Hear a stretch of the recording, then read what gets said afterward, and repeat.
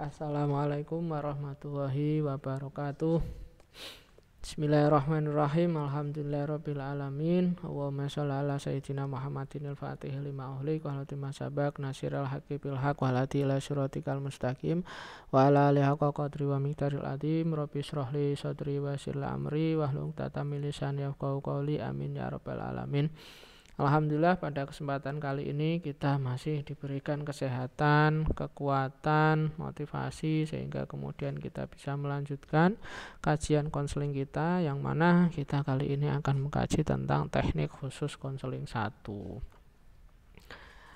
Teknik khusus konseling 1 ya, dalam konseling itu di samping kita menggunakan teknik-teknik umum yang sudah kita pelajari ya, kemudian dalam hal-hal tertentu dapat menggunakan teknik-teknik khusus. Nah, teknik-teknik khusus ini itu dikembangkan dari berbagai pendekatan konseling.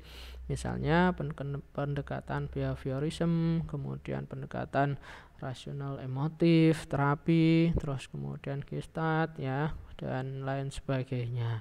Ya, berikut ini akan disampaikan beberapa teknik-teknik khusus konseling seperti itu.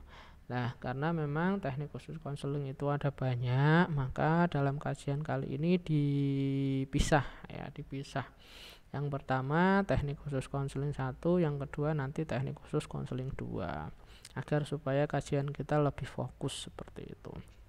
Nah, dalam teknik khusus konseling 1 nanti kita akan mengkaji tentang yang pertama adalah latihan asertif, terus kemudian desensitisasi sistematis, terus kemudian pengkondisian aversi, yang selanjutnya adalah pembentukan perilaku model, kemudian permainan dialog, kemudian yang terakhir adalah latihan saya bertanggung jawab. Itu adalah yang kita kaji pada teknik khusus konseling 1 ini. Yang pertama adalah latihan asertif. Nah, teknik ini ya, ataupun teknik latihan asertif ini digunakan untuk melatih klien yang mengalami kesulitan untuk menyatakan diri bahwa tindakannya adalah layak dan benar. Nah, jadi melatih ya, kan ada orang-orang tuh yang kemudian tidak berani ngomong sama ibunya, sama kakaknya, sama saudaranya, sama pacarnya, sama suaminya. Nah, ini dilatih melalui latihan asertif ya. Itulah latihan ini terutama berguna diantaranya untuk membantu individu yang tidak mampu mengungkapkan perasaan tersinggung, kesulitan menyatakan tidak, terus kemudian mengungkapkan afeksi, dan juga respon positif lainnya. Nah, ini dilatih dia untuk mengungkapkan. Nah, cara yang digunakan adalah dengan permainan peran dengan bimbingan konselor. Jadi bisa bermain peran salah satunya, misalnya konselornya menjadi ibunya, menjadi saudaranya, dan lain sebagainya. Kemudian diskusi kelompok juga dapat diterapkan dalam latihan asertif ini. Jadi untuk mengungkapkan itu bisa juga menggunakan diskusi kelompok. Terus yang kedua adalah desensitisasi sistematis. Desensitisasi sistematis itu merupakan teknik konseling behavioral yang memfokuskan bantuan untuk menenangkan klien dari ketegangan yang dialami dengan cara mengajarkan klien untuk rileks. Jadi di sini yang pertama adalah mengajarkan klien untuk rileks ya, ataupun relaksasi ya. Esensi teknik ini adalah menghilangkan perilaku yang diperkuat secara negatif dan menyertakan respon yang berlawanan dengan perilaku yang dihilangkan. Jadi mencoba untuk memberikan ya respon-respon yang berlawanan dengan perilaku-perilaku yang dihilangkan. Misalnya seseorang yang takut dengan kupu-kupu, takut dengan kucing, takut dengan ketinggian, maka diberikan respon-respon tersebut namun secara bertahap ya, secara sistematis. Nah, dengan pengkondisian klasik, respon-respon yang tidak dikehendaki dapat dihilangkan secara bertahap. Jadi sekali lagi respon-respon itu didatangkan secara bertahap seperti itu. Terus kemudian jadi desensitisasi sistematis hakikatnya merupakan teknik relaksasi yang digunakan untuk menghapus perilaku yang diperkuat secara negatif, biasanya merupakan kecemasan, dan ia menyertakan respon yang berlawanan dengan perilaku yang akan dihilangkan. Contohnya misalnya konseling diminta untuk rileks dulu, terus kemudian diminta untuk membayangkan, misal ini contohnya fobia ketinggian ya, diminta untuk membayangkan, bayangkan bahwa Anda sekarang berada di lantai 1. Apakah Anda merasa nyaman? Apakah Anda merasa takut? Kalau merasa nyaman, disuruh lagi naik ke lantai 2. Apakah merasa nyaman ataukah merasa takut ya? Kalau merasa nyaman, naik lagi ke lantai 3 ya, seperti itu. Jadi kalau nanti sudah dari hasil desensitisasi sistematis itu sudah bagus, maka nanti yang selanjutnya adalah diperkenalkan dengan lingkungan yang sebenarnya, dilatih lingkungan yang sesungguhnya. Harapannya dengan itu ya yang awalnya fobia jadi tidak fobia, seperti itu. Terus kemudian yang selanjutnya adalah pengkondisian aversi.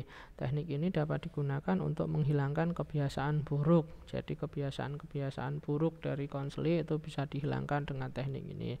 Teknik ini dimaksudkan untuk meningkatkan kepekaan klien agar mengamati respon pada stimulus yang disenanginya dengan kebalikan stimulus tersebut.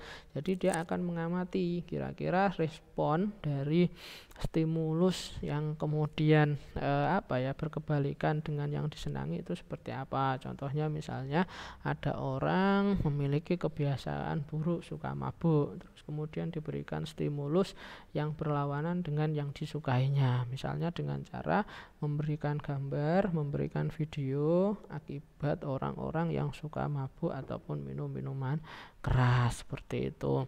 Terus misalnya ada orang-orang yang suka menunda-nunda pekerjaan, lah itu kemudian diberikan penjelasan, diberikan contoh-contoh orang-orang yang kemudian suka menunda-nunda pekerjaan. Nah, nanti dia akan tersadar ya, dengan stimulus yang tidak menyenangkan yang disajikan tersebut ya, yang diberikan secara bersamaan dengan munculnya perilaku yang tidak dikehendaki kemunculannya, pengkondisian ini diharapkan terbentuk asosiasi antara perilaku yang tidak dikehendaki dengan stimulus yang tidak menyenangkan. Jadi kalau dia mendapati bahwa perilaku yang selama ini dilakukan, perilaku yang tidak baik yang selama ini dilakukan kok ternyata memberikan stimulus ataupun respon yang buruk ataupun respon yang tidak menyenangkan bagi dirinya, maka harapannya perilaku itu akan ditinggalkan. Itu namanya pengkondisian aversi.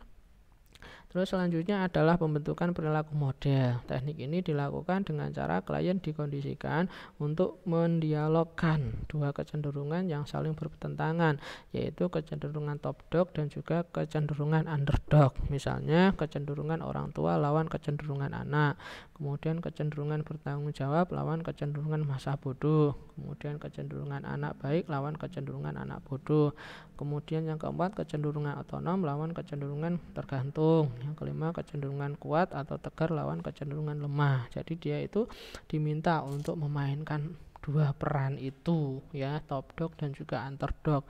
Misalnya ada orang yang tidak suka dengan kedua orang tuanya, misalnya ada masalah dengan kedua orang tuanya, maka dia nanti diminta untuk berperan sebagai anak, kemudian dia diminta untuk berperan sebagai orang tua. Kira-kira nanti dia akan mikir, oh ternyata jadi orang tua juga tidak mudah, oh ternyata apa yang dilakukan orang tuanya adalah untuk kebaikan anaknya, kan seperti itu. Ataupun orang tidak rajin ya, malas misalnya, nah dia diminta untuk memerankan orang yang malas ya, kemudian dia yang kedua diminta untuk memerankan orang yang rajin.